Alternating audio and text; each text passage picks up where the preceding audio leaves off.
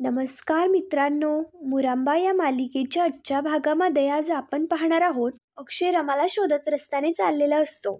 तर न जेवल्यामुळे अक्षयच्या डोक्यामध्ये खूपच गरगरत असतं. तेवढ्यात तिथे काही गुंड येतात आणि अक्षयवरती बळजबरी करत त्याच्यासोबत भांडू लागतात. तर ते माणसं अक्षयला म्हणत असतात की पैसे काढ. अक्षयही खूप अस्वस्थ झालेला असतो आणि त्या माणसांना सांगत असतो की दादा, मी मगापासनं तुम्हाला तेच सांगतोय की माझ्याकडे पैसे नाहीयेत, माझ्याकडे मोबाईल नाहीयेत, पैसे नाहीये, काहीच नाहीये. तर ते माणसं म्हणत असतात, सुटाबुटातला माणूस तू आणि तुझ्याकडे पैसे कसे काय नाही. ते माणसं अक्षयला मारहाण करू लागतात. अक्षय म्हणत असतो, अहो माझ्याकडे ताकद नाहीये, तुम्ही शांत व्हा. ते लोक अक्षयला सोडून देतात आणि तिकडनं निघून जातात. तर अक्षय स्वतःशीच म्हणतो, रमा म्हणते ते खरं आहे.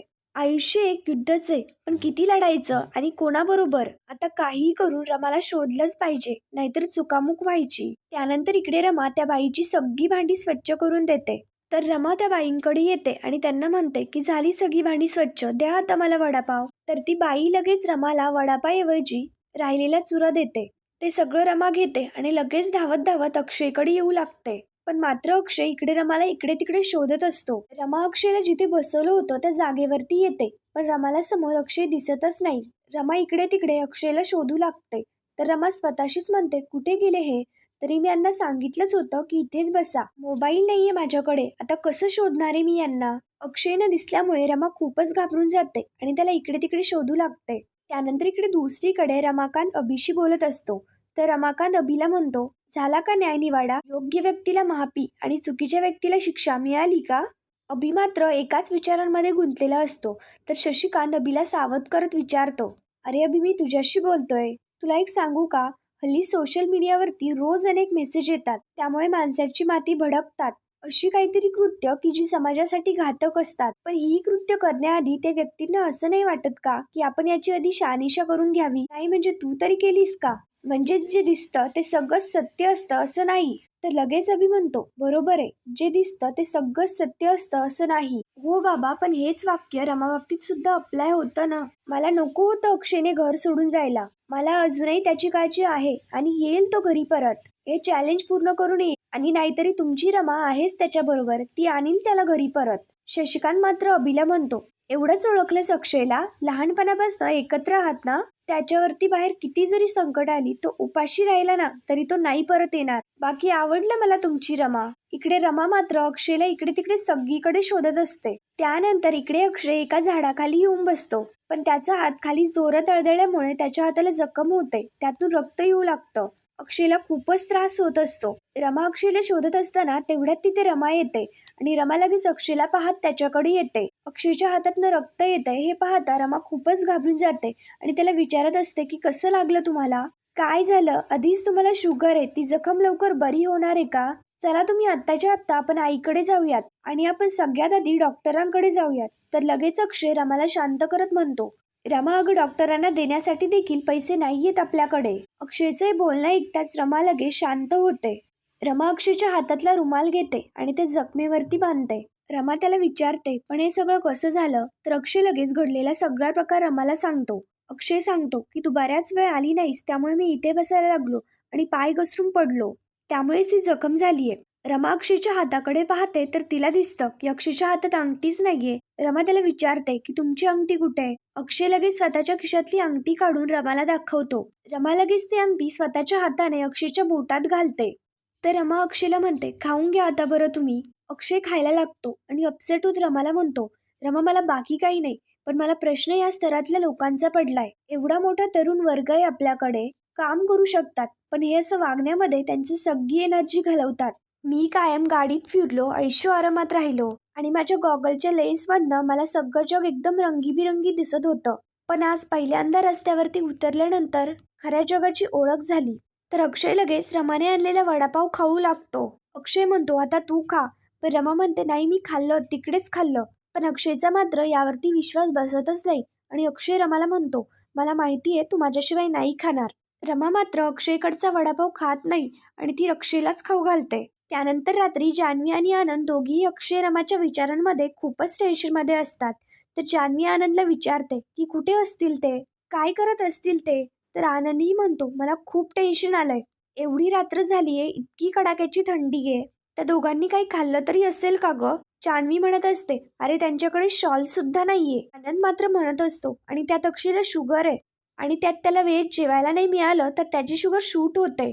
मला आता काही सुचत नाहीये आणि सुधरतही नाहीये. जान्हवी मात्र आनंदला म्हणत असते, आपण त्यांना हेल्प करण्यासाठी जायला हवं. आनंद म्हणतो, नाही, ते दोघेही खूप स्वाभिमानी आहेत, ते नाही घेणार आपली हेल्प. तरी मला जेन्युइनली वाटतं की बाहेर पडावं, त्यांना शोधावं, कोणत्या परिस्थितीत असतील, काय करीत असतील, कुठे राहत असतील ते.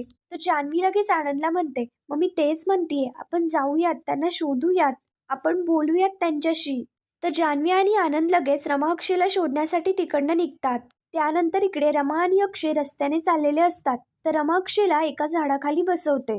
अक्षय रमाला म्हणतो, हे घरातून बाहेर पडल्यानंतर जगणं इतकं अवघड असतं का ग? मुकादम आडनावाशिवाय मी इतका मोठा होऊ नसतो शकलो? एक दिवस सुद्धा मी बाहेर नाही राहू शकत का? तर लगेच रमा म्हणते, असं काहीच नाहीये. अक्षय रमाला म्हणत असतो, माझे शिक्षण झालं, मी बाहेर गेलो, तिथेही शिकलो. मग काय, स्वतःच्या कंपनीत समोर जॉब होताच, हे मला अगदी सहज मिळत गेलं. पण रमा मात्र म्हणते, हे असं का बोलताय तुम्ही? हे मिळवण्यासाठी तुम्ही कष्ट घेतलेच ना, अभ्यास तर तुम्हीच केलाय ना. अक्षय म्हणतो, अगं पण माझ्यासमोर पायघड्या होत्याच, मला फक्त जॉईन करायचं होतं. आज घरातनं बाहेर पडल्यानंतर वस्तुस्थिती काय असते हे समजलं. रमा मात्र अक्षयला समजावून सांगत म्हणते, तुम्ही परदेशात शिक्षण घेतलं नसते इथे जॉईन करायला कंपनी, पण तुम्ही तिकडे काहीतरी जॉईन केलंच असतं ना, म्हणजे आत्ता जिथे पोहोचलात तिथे पोहोचण्यासाठी थोडे जास्त दिवस लागले असते. तर अक्षय लगेच रमाला विचारतो, इतकी पॉझिटिव्हिटी आणि इतका उत्साह आणतेस कुठून? रमा मात्र अक्षयला धीर देत म्हणते, तुम्ही आहात ना माझ्या बरोबर, तुम्हाला जसं वाटतंय तसं नाहीये. मी या परिस्थितीतून गेलेली आहे, आपण दोघं आहोत ना एकमेकांसाठी, आपण करूयात सगळे नीट. अक्षय म्हणतो, आता कुठे जायचं ना, आपण हॉटेलला जाऊ शकतो ना, कुठे आडोशीला राहू शकतो. तर रमा म्हणते, आपण पाऊल तर टाकूयात, आपल्याला जिथे जायचंय ती वाट आपल्याला आपोआप मिळेल. तर त्यानंतर रमा अक्षय दोघेही मंदिरात येतात. ते बसलेले असताना अक्षय रमाला विचारतो, रमा आता तुला भूक लागलेली असेल ना? तर रमा म्हणते, नाही नाही, मला भूक नाही लागली, उलट तुम्हालाच भूक लागली असेल, सकाळपासून तुम्ही फक्त एका वडापाववरती आहात. अक्षय मात्र म्हणतो, नाही नाही, आता तूच म्हणाली ना, पावलं टाकत राहा, वाट आपोआप सापडेल, मग होईल काहीतरी. तर तेवढ्यात लगेच एक माणूस येतो आणि तो रमा अक्षयला म्हणतो, चला महाप्रसादाला. पण तो माणूस लगेच अक्षयला ओळख, म्हणजेच की सकाळी अक्षयने त्या माणसाकडे विचारपूस केलेली असते, एक 2 वेण्या घातलेली मुलगी तुम्हाला कुठे दिसली का? तर तो माणूस लगेच अक्षयला विचारतो, की तुम्ही सकाळी कोणाला तरी शोधत होतात, त्या सापडल्या का? तर अक्षय लगेच रमाकडे बोट दाखवत म्हणतो, हो सापडली, ही माझी बायको. तर तो माणूस म्हणतो, चला महाप्रसादाला, 2 घास खाऊन घ्या, लवकर या.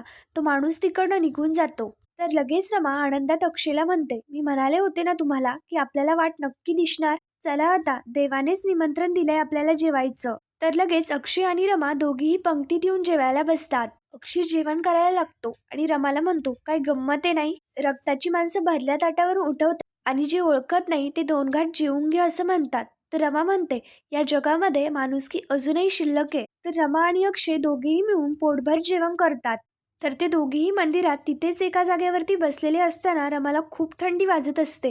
रमाची अशी अवस्था पाहता अक्षय स्वतःशीच म्हणतो, रमाला थंडी वाजते आणि माझ्याकडे तिला पांघरायला देण्यासाठी काहीच नाहीये. रमा झोपलेली असताना अक्षय तिला तिथेच झोपवतो आणि रमाला पांघरण्यासाठी काहीतरी शोधायला निघतो. अक्षय तिथेच एका झोपडीसमोर येतो आणि त्या आजी आजोबांना म्हणतो, अहो जरा मला मदत कराल का? माझ्या बायकोला खूप थंडी वाजते, जरा पांघरायला काही मिळालं तर बरं होईल. तर लगेच ती बाई म्हणते, अरे मग तिला इथं आण, इथं घोंगडी बी आहे, त्यामुळे तिला शांत झोप लागल. तर आजी आजोबांच्या सांगण्याप्रमाणे अक्षय लगेच रमाकडे येतो आणि रमाला उचलून आणून तिथेच झोपवतो. तर त्या आजी अक्षयला म्हणतात, लय काळजी घेतो बाबा तू बिराडाची. तर अक्षय विचारतो, बिराड म्हणजे? तर त्या आजी सांगू लागतात, बिराड म्हणजे बायको.